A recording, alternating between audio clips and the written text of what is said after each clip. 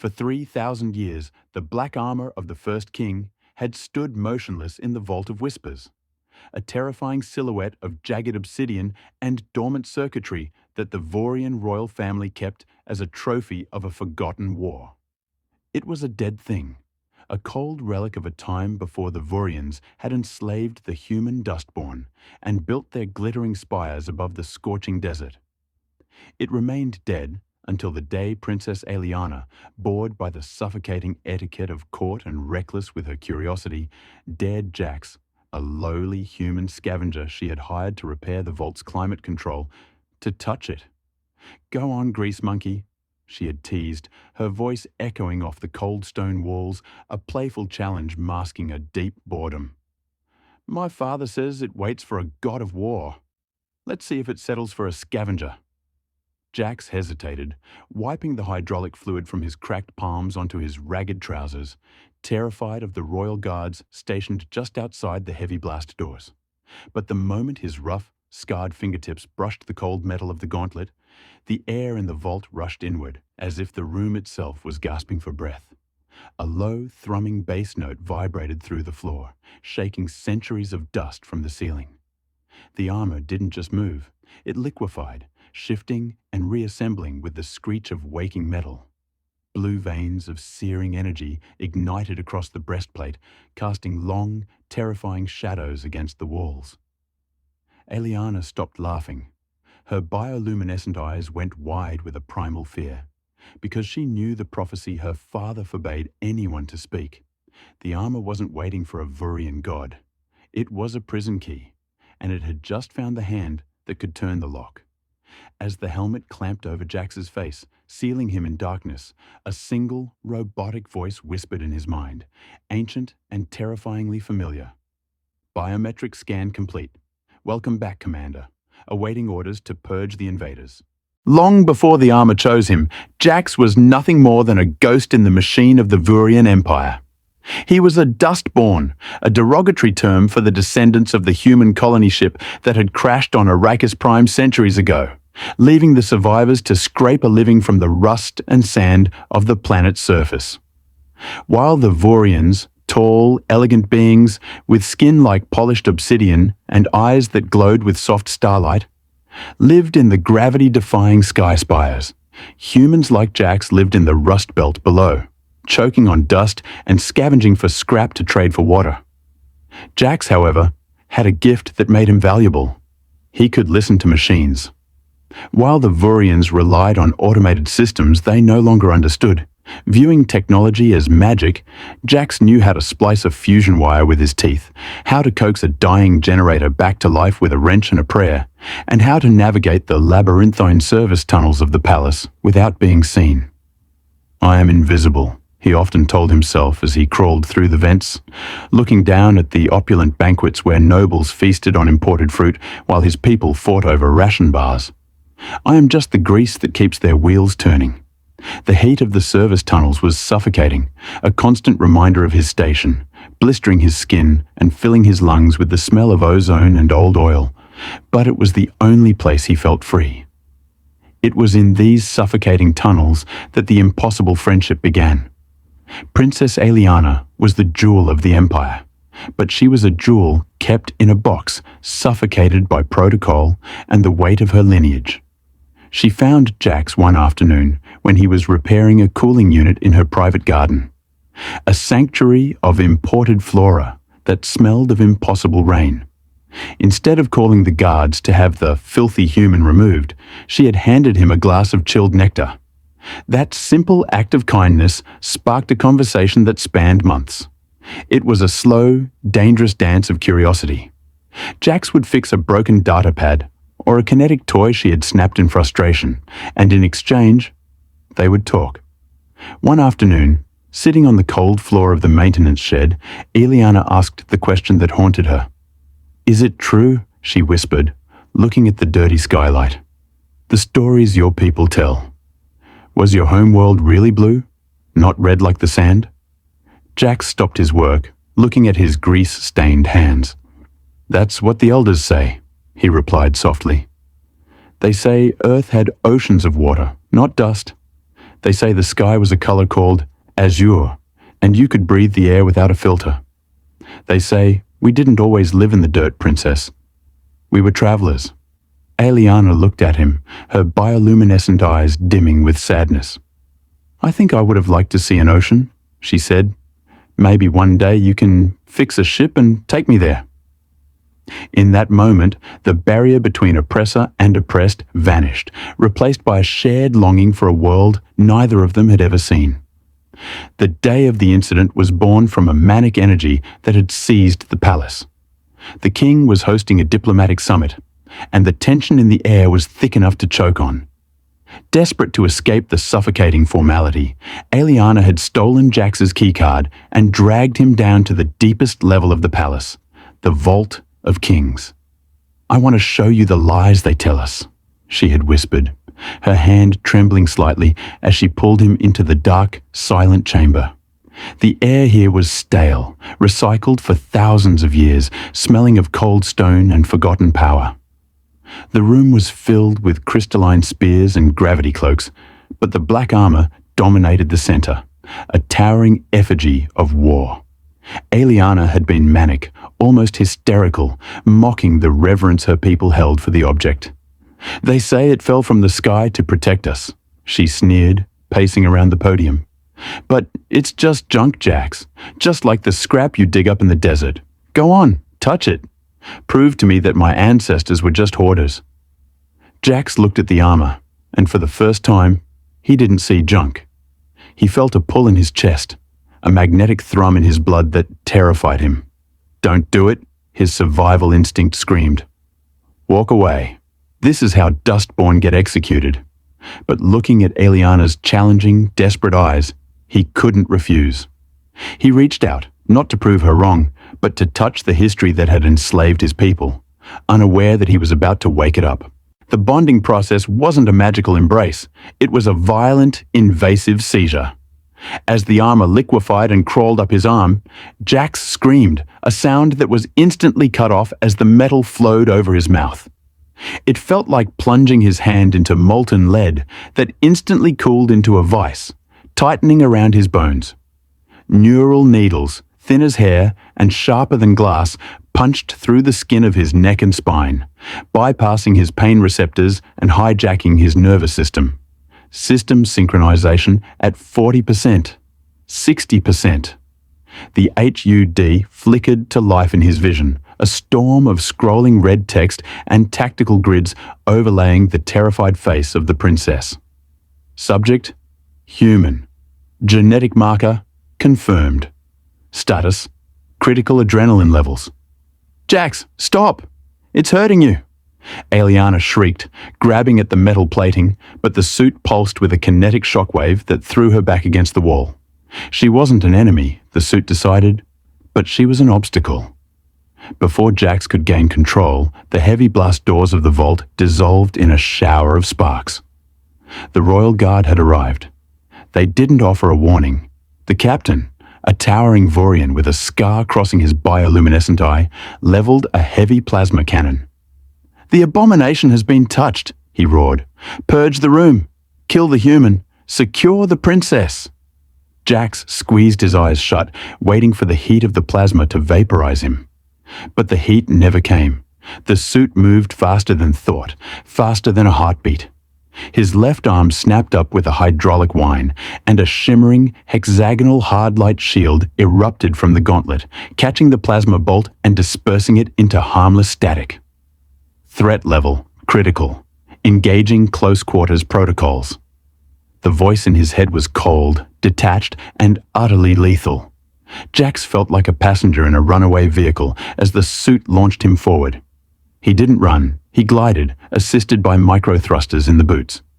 He slammed into the captain with the force of a freight train, the impact shattering the guard's energy shield and sending him flying into the stone wall. It wasn't a fight, it was a massacre. Jax, who had never thrown a punch in anger, was suddenly disarming elite soldiers with surgical precision, breaking weapons, and neutralizing threats with an efficiency that made him sick to his stomach.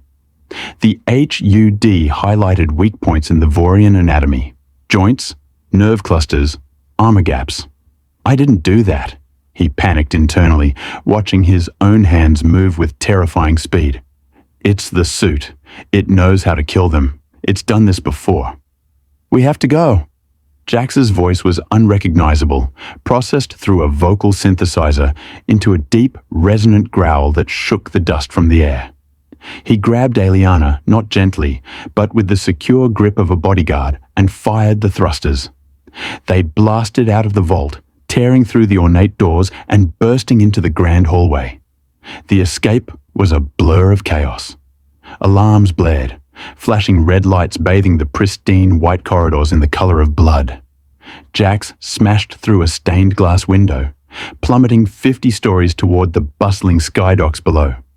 Eliana screamed, clinging to his armored chest, until the suit's gravity dampeners kicked in, landing them with a heavy, cracking impact on the landing pad. Jax ripped the canopy off a luxury hover skiff, threw the princess inside, and hot-wired the ignition with a digital pulse from his gauntlet. As they tore away from the spire, speeding toward the unforgiving heat of the deep desert, Jax looked at his hands, shaking, glowing, alien. He felt the suit feeding on his bioelectricity, a parasite demanding payment for the power it provided. His vision blurred at the edges, the suit drawing water and nutrients from his body to cool its reactor. I'm not the pilot, he realized with a chilling clarity. I'm the battery, and if I don't find a way to control this, it's going to burn me out. The suit didn't let them stop.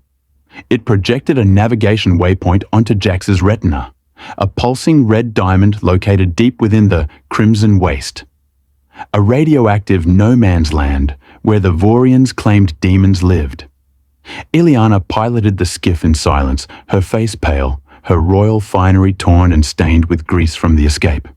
My father will burn the world to find us, she whispered, looking at the endless dunes. That armor, it's the World Eater. The legends say it drove the last king mad. It craves war, Jax. Jax didn't answer. He couldn't.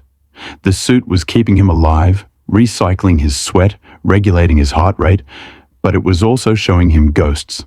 Flashes of memory that weren't his appeared on the HUD. Battles fought thousands of years ago. Skies filled with burning ships. A human voice screaming, "Hold the line. They're breaching the hull."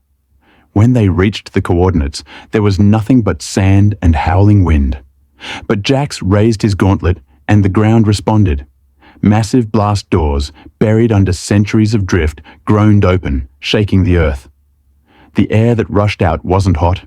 It was cool, stale, and smelled of death. They descended into the dark. This wasn't a cave. It was a tomb. The facility was vast, lined with sleek silver metal that contrasted sharply with the organic, obsidian architecture of the Vorians. But it was the silence that hit them hardest. It was a heavy, suffocating silence that had been undisturbed for millennia. Jax's armored footsteps clanged loudly against the grating as they walked deeper, the suit's flashlight cutting through the gloom. Then they found the crew.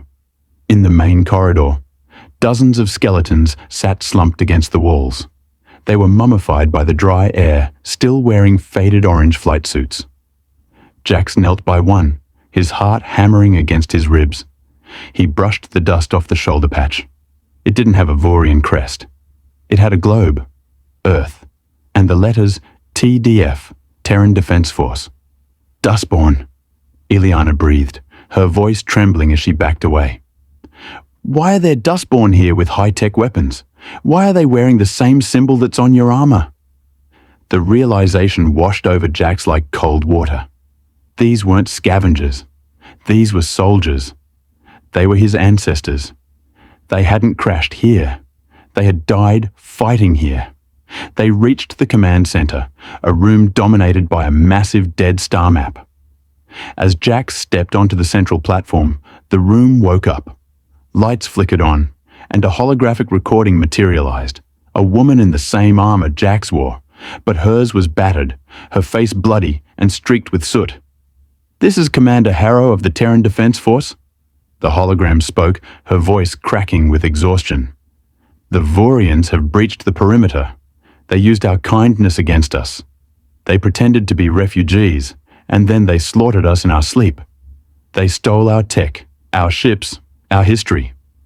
I am locking the Sentinel suits down. Only a pure human genetic sequence can unlock them. If you are seeing this, then we lost. But the armory is yours. Take it back." The silence that followed was heavier than the armor. Aeliana collapsed to her knees, the weight of the truth crushing her. Her empire, her nobility, her superiority. It was all a lie. Her ancestors hadn't brought civilization to the savages. They were pirates who had enslaved the very people who welcomed them. "We are the monsters," she sobbed, covering her face. "Jax, I didn't know. I swear, I didn't know." The floor rumbled again, but this time it came from above. Sensors screamed. The Vorian armada had arrived. 3 star destroyers hung in the sky above the bunker, their orbital cannons charging, ready to turn the secret history into glass. Jax looked at Aeliana, who was waiting for him to hate her. Instead, he offered her a metal hand. "You didn't know," he said, his voice amplified and steady. "But now you do. So, whose side are you on, Princess?" The battle for Arrakis Prime didn't begin with a negotiation. It began with an awakening. Jax didn't just interface with the bunker. He became the bunker. He slammed his fist into the central console, and the dormant protocol engaged. Miles beneath the sand, ancient hangars depressurized, blowing geysers of sand into the air. The ground above the bunker exploded outward, not from bombs, but from the launch of 10,000 autonomous combat drones. They swarmed into the sky like a reverse meteor shower, silver locusts against the violet Vorian sky. Jax shot upward with them, his suit's thrusters flaring blue-white. He wasn't a passenger anymore. He was the commander. He wove through the orbital bombardment, the drones mimicking his movements, forming a protective phalanx around him. The lead Vorian destroyer, commanded by Aeliana's own uncle, fired its main cannon, but the swarm intercepted the beam, dispersing the energy. Jax landed on the hull of the flagship, his magnetic boots locking him in place, and drove his plasma blade deep into the reactor shielding. "For the Dustborn," he thought, twisting the blade. "For the ones you buried in the sand." The flagship drifted dead in the air, its weapons disabled, trapped in a net of human drones. The coup was swift. Jax breached the bridge, not to slaughter, but to reveal. He hacked the planetary communication grid, broadcasting the hologram of Commander Harrow to every screen, every datapad, every visor on the planet. The truth hit the populace harder than any orbital strike. The Vorians saw their history unravel. The humans saw their heritage restored. The fighting stopped, not because everyone surrendered, but because the lie holding the Empire together had dissolved. Aeliana's uncle, the Admiral, dropped his weapon, looking at Jax not with contempt, but with a terrified awe. Jax retracted his helmet, showing his sweaty, grime-streaked human face. He looked at the Admiral, then at the terrified crew. "The war is over," he told them, breathless and shaking from the suit's drain. "Get off my ship." 6 months later, the planet was unrecognizable. The walls between the Sky Spires and the Rust Belt had literally been torn down by the Sentinel drones, repurposed now for construction. Humans and Vorians worked side by side, retrofitting the ancient Terran tech to heal the planet's atmosphere. Aeliana, now queen by popular acclaim, stood on the balcony of the new Senate Hall. She wasn't wearing royal silks. She wore a practical engineer's jumpsuit stained with oil.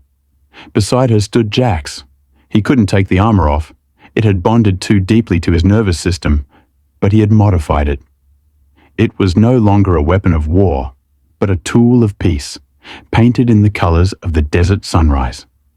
They watched a group of children, human and Vorian, playing around the statue of Commander Harrow in the garden below. Aeliana took Jax's armored hand, leaning her head against the cool metal of his shoulder. "They say you're the king of the dust," she teased gently. Jax smiled, watching the sun catch the silver wings of a passing drone. "No," he said, squeezing her hand. "I'm just the guy who fixes the air conditioning, But the view is much better from up here. History is written by the victors, but the future is written by those who dare to read the truth.